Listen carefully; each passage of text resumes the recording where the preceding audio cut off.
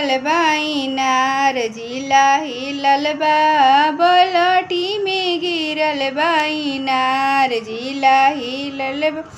नया डिजाइन के टीका मंगवनी ओप्पो मोदी के नाम जिला हिलल बा। ओप्पो मोदी के नाम जिला हिलल बा।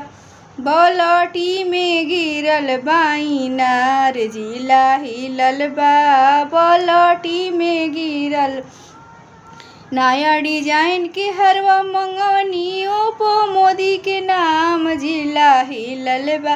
ओप्पो मोदी के नाम जिला हिलल बा। बलटी में गिरल बाइनार जिला हिलल बा। नया डिजाइन के झुमका मंगवनी ओप्पो मोदी के नाम जिला हिलल बा। ओप्पो मोदी के नाम जिला हिलल बा।